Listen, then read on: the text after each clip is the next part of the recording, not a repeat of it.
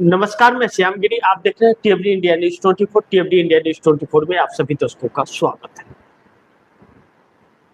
मोदी का भारतीय जनता पार्टी पर अंदर बीजेपी के अंदर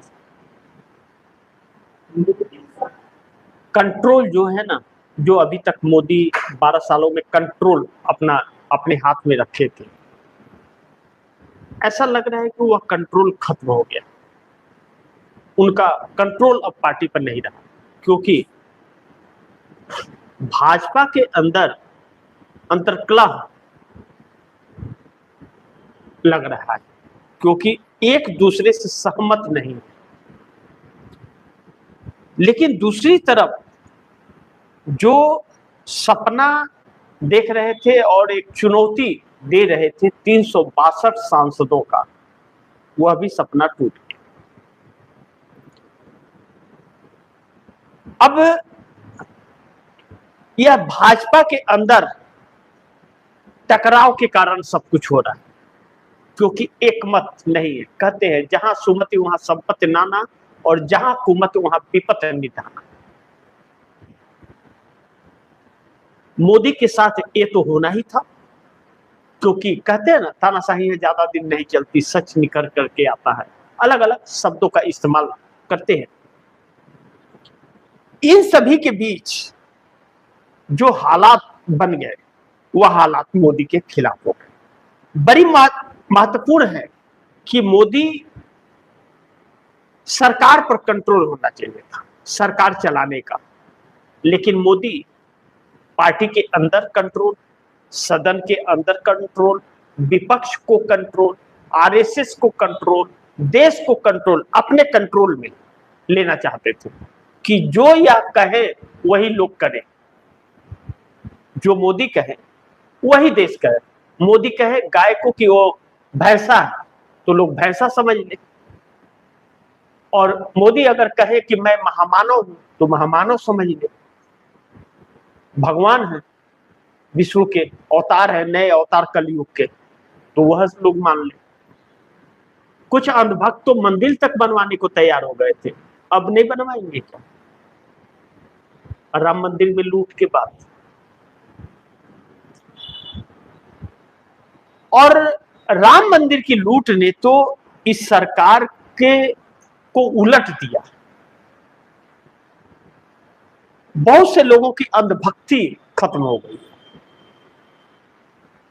व्हाट्सएप यूनिवर्सिटी वालों को अभी भी भ्रम की चाशनी पिलाई जा रही है। लेकिन हम उन मुख्य मुद्दों की तरफ आते हैं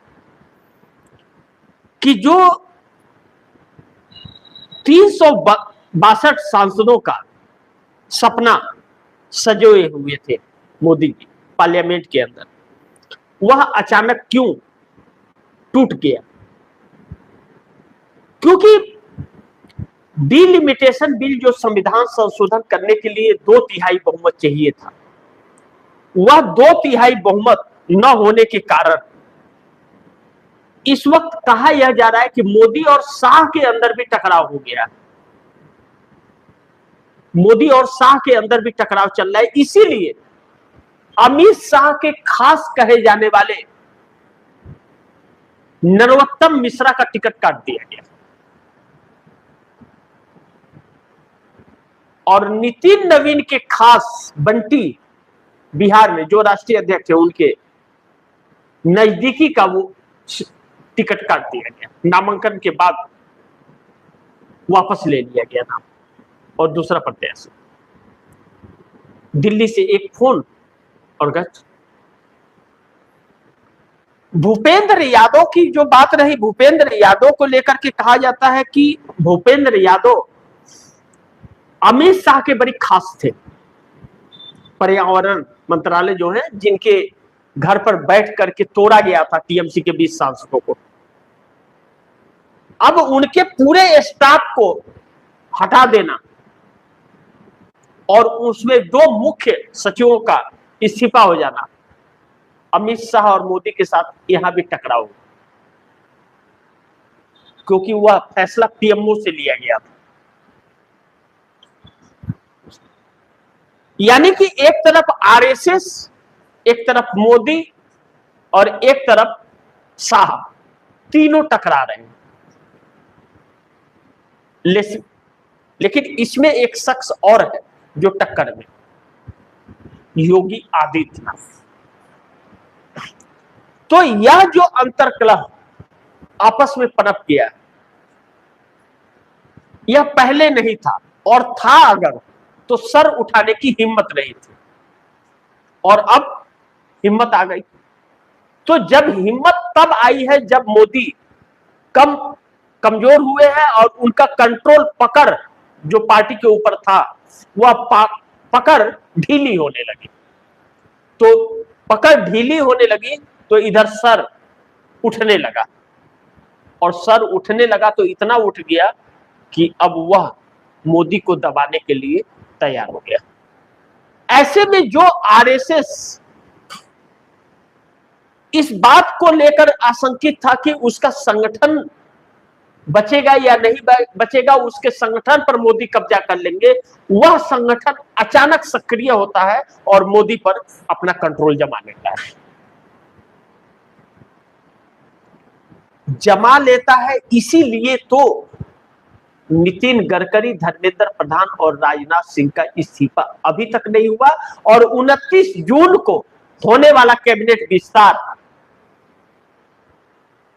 जुलाई का आधा महीना खत्म हो गया और नहीं हो पाया। यानी कि मोदी का कंट्रोल खत्म हो गया। अब दूसरा अंतरकलह के दूसरे कारण कि जो भारतीय जनता पार्टी के अंदर आखिर बीजेपी में अंतरकलह जो हो गया,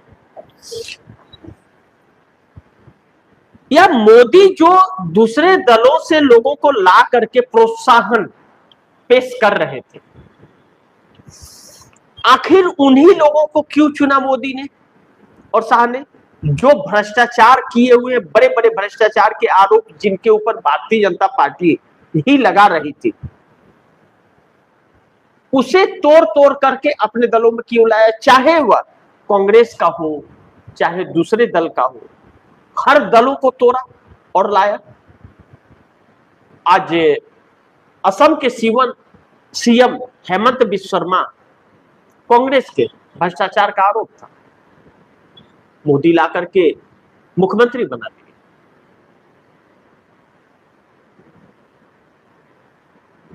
तो यह चीजें जो चल रही हैं, या बाकी के राज्यों में भी मोदी और शाह उसी को मुख्यमंत्री बनाते थे जो इनकी कठपुतली और रिमोट से चलने वाला हो, चाहे वह भजन लाल हो, वसुंधरा राज सिंधिया को हटा करके राजस्थान के अंदर, चाहे मोहन यादव और चाहे नायब सिंह सैनी हो, चाहे वह झारखंड के हो, छत्तीसगढ़ के हो, सब एक ही स्थान पर खड़े हैं, रिमोट पर। लेकिन उस रिमोट के पीछे दौलत और अपनी क्रूरता कायम रखने के लिए वह सब कुछ सही था। यानी कि आरएसएस की नहीं चल पा रही थी, और अचानक आरएसएस एक्टिव होता है। अब 240 सांसदों में जब 136 सांसद इनसे इत्तेफाक नहीं रखते, तो 362 का सपना कैसे पूरा होगा लोकसभा के अंदर? तो अब उस बिल को कहीं न कहीं कदम पीछे खींचते उससे नजर आ रहे हैं, यानी कि 362 का सपना टूट गया। मोदी के साथ ये होना ही था, क्योंकि आपके पास बहुमत तो था नहीं 2/3 का, तो आपने सपना क्यों देखा? और तोड़ते गए, तोड़ने के बावजूद भी नहीं हुआ। यहां तक समीकरण आ गए कि झारखंड मुक्ति मोर्चा हेमंत सोरेन के सांसदों को, आरजेडी तेजस्वी यादव के सांसदों को, अरविंद केजरीवाल के 3 सांसदों को और शरद पवार को तोड़ करके भी पूरा नहीं हो पा रहा था, इसलिए कदम पीछे हटना पड़ा। यानी कि 3 पार्टियां बड़ी अहम हैं, डीएमके, समाजवादी पार्टी और कांग्रेस। इसके बगैर पॉसिबिलिटी नहीं है। डीएमके कंप्रोमाइज हो गई थी, लेकिन समाजवादी पार्टी टूटी नहीं, और कांग्रेस को तोड़ पाना बस का नहीं। इस बीच मोदी बैकफुट पर आकर खड़े हो गए। अब ऐसे में दो अहम सवाल है जो बड़ी महत्वपूर्ण है कि 12 साल की तानाशाही एक झटके में खत्म हो गया मोदी। अमित शाह और प्रधानमंत्री मोदी में भी टकराव। अचानक ऐसा क्या हो गया कि टकराव की परिस्थिति आ गई दोनों के अंदर? ऐसा तो नहीं था। अब इस बीच बड़ी महत्वपूर्ण है कि नरेंद्र मोदी 2014 में आने के बाद 285 पर पहली बार भारतीय जनता पार्टी पूर्ण बहुमत की सरकार बनी थी। पहली बार अटल बिहारी वाजपेयी की सरकार पूर्ण बहुमत की नहीं गठबंधन की थी। एनडीए गठबंधन उसी समय आगाज हुआ था। लेकिन नरेंद्र मोदी 285 सीटों के साथ आए। अन्ना हजारे आंदोलन और निर्भया कांड का कमाल था। 15 लाख रुपए खाते में, 2 करोड़ लोगों को रोजगार, किसानों को की आय दुगुनी होगी और अच्छे दिन आएंगे, यह सब नारे के साथ 285। लेकिन दूसरी बार 303 सीटें मिल जाना इनकी तानाशाहियों को बढ़ा गया और इनके नोटबंदी जैसे फैसले को, लॉकडाउन जैसे फैसले को सही दे दिया, जीएसटी जैसे फैसलों को। और वहीं पर इस देश की जनता ने गलती कर दी। नहीं तो आज 86.8% लोगों को खिलाफ नहीं होना पड़ता। आज 100 करोड़ लोगों को वोटर कार्ड के लिए लाइन में नहीं लगना पड़ता, नोटबंदी के लिए लाइन में नहीं लगना पड़ता, कोरोना में घरों में बंद न होना पड़ता। लेकिन 24 का नजारा देश की जनता ने इनकी असली औकात दिखाई कि तुम्हारी औकात बहुमत वाली सरकार चलाने की नहीं है। इस खुंदस में इन्होंने तोड़ना शुरू कर दिया और मोदी और शाह के बीच टकराव इसलिए हो गया कि 362 का जो सपना देखे थे मोदी पार्लियामेंट के अंदर 3 बिल पास करने के लिए, जो बिल गिर गया था, उस बिल को फिर से ला करके पास कराने के लिए और उसी के तहत बादशाहत हासिल करना 2029 में जो लक्ष्य था वह नहीं पूरा हुआ तो टकराव हो गया दोनों में। इसके बाद क्रूरता कितनी बढ़ेगी मैं नहीं जानता कि कितनी क्रूरता यह लोग दिखाएंगे, कितनी मर्यादाओं को तार तार करेंगे, यह तो आने वाला वक्त बताएगा या खुद खत्म हो जाएंगे। लेकिन इन्हीं के लोग जब इनके साथ नहीं है और भाजपा में ही टकराव है तो फिर पॉसिबल तो नहीं लग रहा है। तो इस वक्त कदम पीछे खींच लिया मोदी ने। लेकिन हम नंबर 2 पॉइंट्स पर चर्चा करें जो बड़ी महत्वपूर्ण है कि मोदी का साथ अपने भी छोड़ने लगे। आरएसएस ने सरकार से लेकर पार्टी तक कंट्रोल में ले लिया है अपने।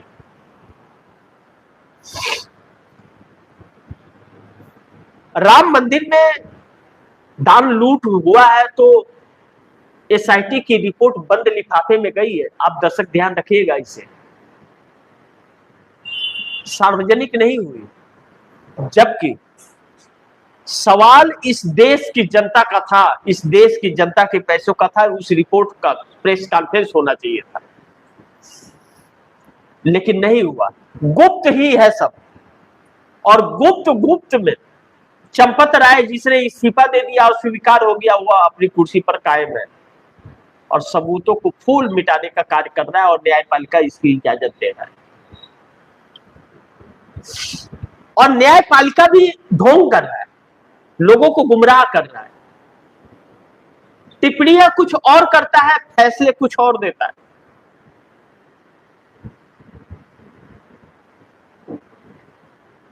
न्यायपालिका भी अपना भरोसा कायम न रख सका इस देश के लोगों के पास, यानी कि इस देश के लोग असहाय सी परिस्थिति में है कि किस पर भरोसा करें और किस पर ना करें।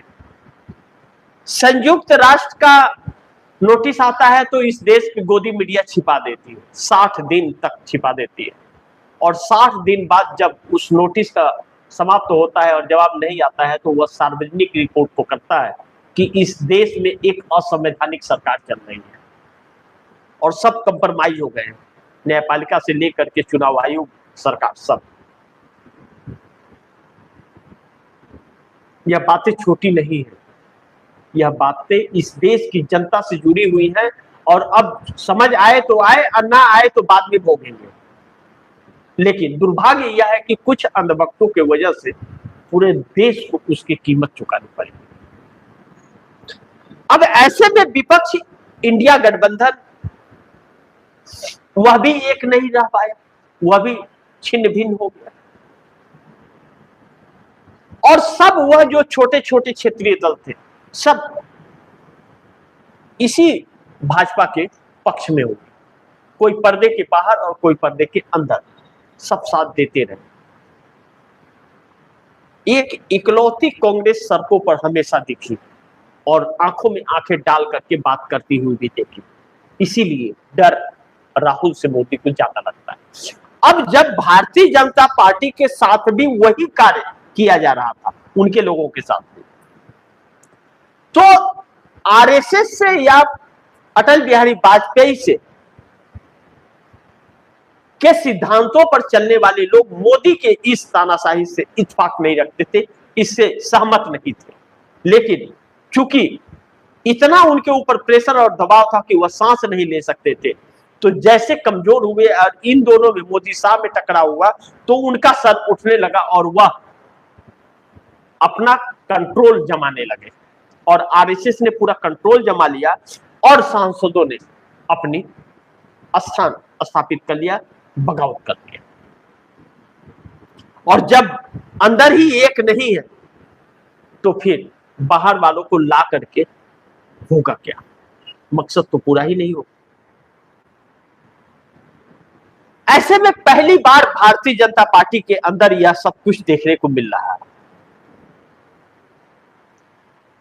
और जिस दिन सरकार गई उस दिन भारतीय जनता पार्टी से कितने लोग भागेंगे आप दर्शक देखिएगा, आपने सोचा भी नहीं होगा जैसे जैसे नेता भागेंगे, क्योंकि इन्हें कोई वोट देने वाला अब नहीं है।